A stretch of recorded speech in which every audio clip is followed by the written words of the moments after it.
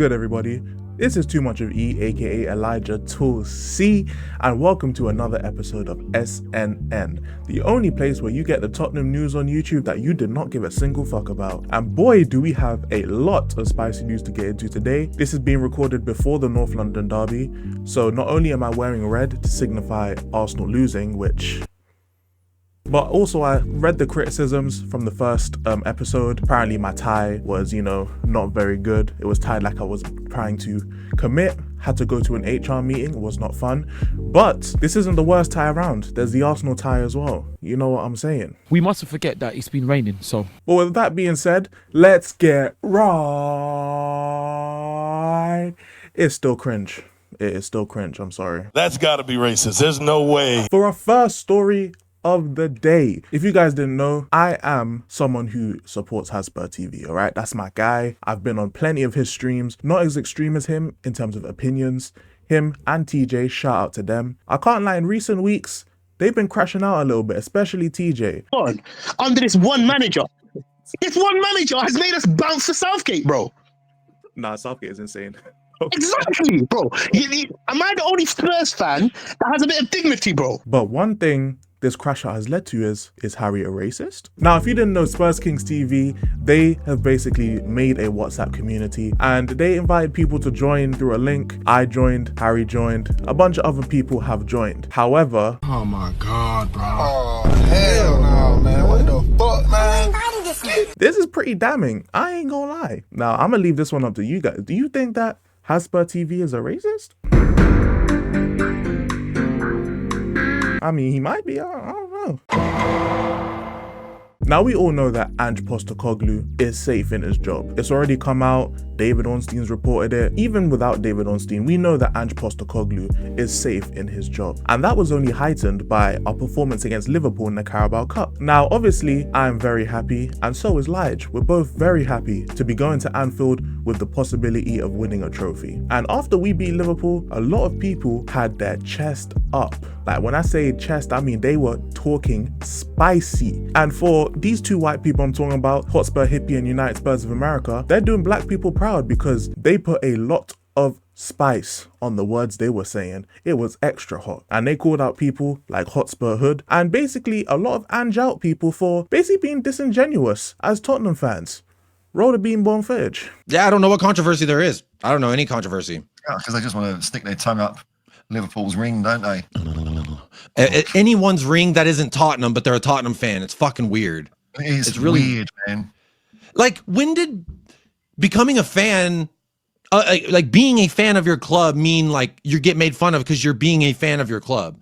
Like yesterday, I did the whole video where I was like, fuck off, Dan Hotspur Hood, saying, oh, you support Son, not Spurs. Fuck you. You don't know me. Just because I believe in Son. Like, when did supporting a player on my team all of a sudden mean that I don't support the team? I don't know.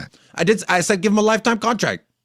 Fuck him. Okay. Fuck anyone who disagrees. I don't give a shit. Now, one thing I do like to point out, and Lige just made sure to put it in my notes, Jacob is very sarcastic. And he trolls a lot. Take it with a grain of salt. He's not actually saying anything malicious or meaning anything malicious. Can't I just start okay, I can't start a drama. All right, Tuck. Apparently, I'm not allowed to start the drama. If there's one thing that always makes the news, it's Ange in versus Ange out, because apparently this is something that will not go away.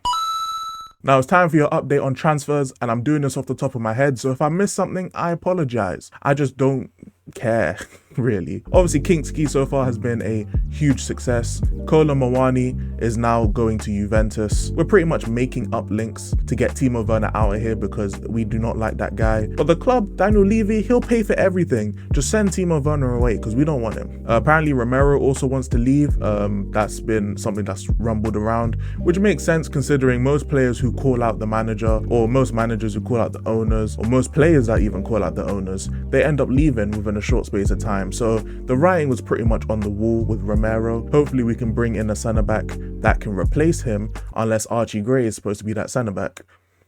I know Lige has a lot of words for him.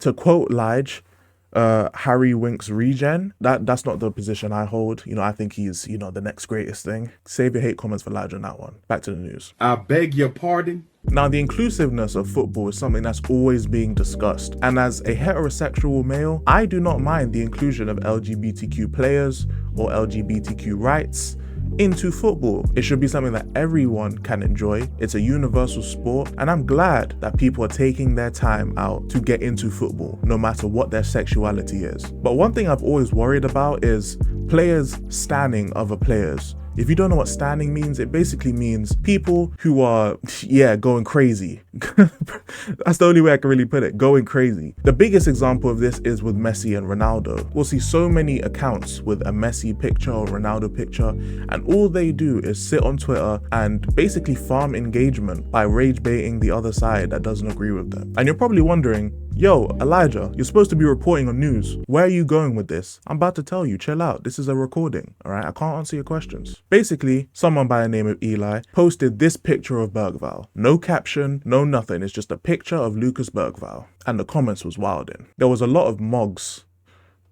Like a lot of mogs, and I had to look this up. Apparently mog means that being around the person in question makes you look a lot more unattractive. So basically they're just commenting on how good he looks, pretty much. Lee apparently wanted to call him a prince, which I mean, I guess no homo, but hear me out. How is he so fine? He already has another job lined up after his retirement. Lucas Rizval, he can impregnate me from Sam. Oh my days, bro. Oh my days. Calvin, thank you. You're just gay, bro. Hitler was onto something. Now, hear me out. Look, all right. Is Bergvall good looking? Sure. But who cares? All right. Who really cares? Me personally, I want to see what you got on the pitch. If you're good enough to help my team win a trophy. If you're not that good, you can go to another club. And I know most of these people are rage baiting, but whether he'll be good enough in the future remains to be seen. But that's all it is for the news today. My battery is about to die, my camera is flashing, so I hope you guys enjoyed. I had one more story, but it is what it is. Take care, people. I'll see you next week for another episode of SNN, unless there's an update in which I need to update, because sometimes there's updates. So peace.